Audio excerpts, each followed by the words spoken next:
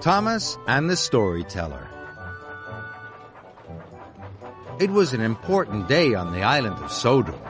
A new library was going to be opened. Everyone was excited. There was going to be a ceremony with a brass band, a red carpet, and boxes of books. All the children and all the grown-ups loved reading books and listening to stories. A famous storyteller was going to tell the children a special story. All the engines wanted to collect the famous storyteller, but Sir Topham Hatt chose Thomas. Thomas was excited. "You must show the famous storyteller the special sights of Sodor," he boomed. "Then she can make up a special story for the children. Make sure she arrives at the grand opening on time." "Yes, sir," tooted Thomas excitedly. "I know all the best sights." Thomas puffed over to Brendam Docks. He wanted to do a good job. Thomas arrived at the docks. He looked up and down, left and right, and all around, looking for someone famous. But all he could see was a lady with a notepad and a big box of cookies. "Are you the famous storyteller?" Thomas asked. "I like to think so," said the lady. "You must be Thomas the Tank Engine. Will you please show me the sights of Sodor?" "Of course," tooted Thomas happily. So the famous storyteller hopped on Thomas's footplate, and Thomas puffed away.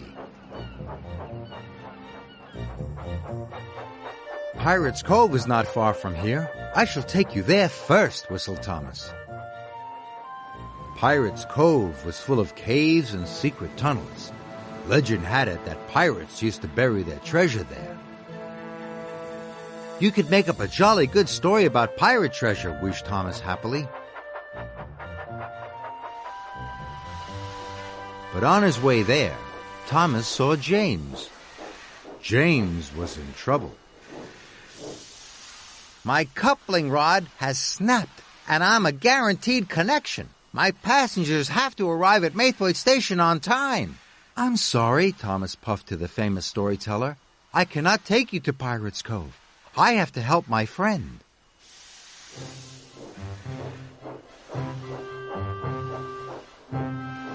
So Thomas buffered up to James and his passenger train and chuffed away.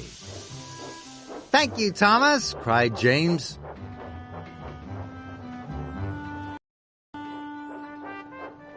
Thomas arrived at Maithwaite just in time.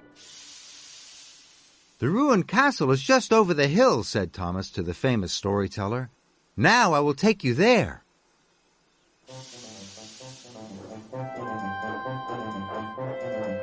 Thomas puffed as fast as he could. The ruined castle had tall turrets and a great big door. The old kings and queens of Sodor used to live there. "You could make up a jolly good story about kings and queens," puffed Thomas happily. But on his way there, Thomas saw Emily in a siding. She was looking sad. She was taking flour to the bakery, but her whistle had broken. It wasn't safe to work without it. "I'm sorry," puffed Thomas to the famous storyteller. "I cannot take you to the ruined castle. I have to help my friend." So Thomas buffered up to Emily and took her to the bakery. "Thank you, Thomas," cried Emily.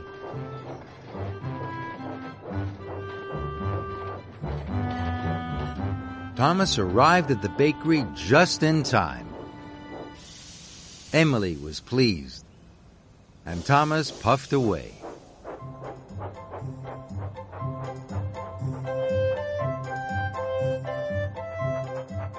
"Misty Valley is not far from here," chuffed Thomas. "Now I will take you there." He had heard Misty Valley was full of magic.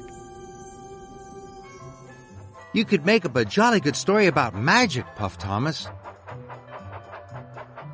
But on his way, Thomas saw Percy.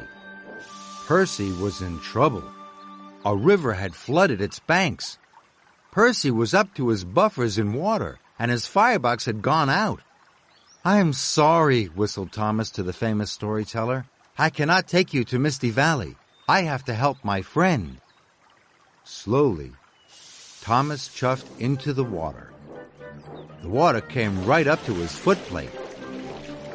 The famous storyteller had to stand on a box of cookies to keep her feet dry. Thomas bravely buffered up to Percy, and he pushed his friend out. "Thank you, Thomas," cried Percy. By now, it was time to go to the grand opening, and Thomas was late. "Cinders and ashes," wheezed Thomas. "I haven't had time to show any sights at all."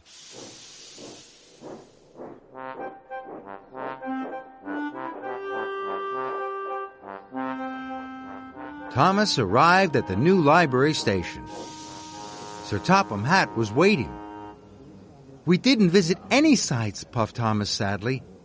"I had to take James's passengers to Maithwaite Station, Emily's flour to the bakery, and pull Percy out of the water." "But it's a wonderful idea for a story," cried the famous storyteller. "I shall write all about your day, Thomas, and how you helped your friends." She was very excited, and Thomas was delighted. The famous storyteller cut the red ribbon in front of the new library. She declared it open. Then the children and the engines all listened as the famous storyteller told them the story of her wonderful adventures with Thomas and his friends on the magical island of Sodor.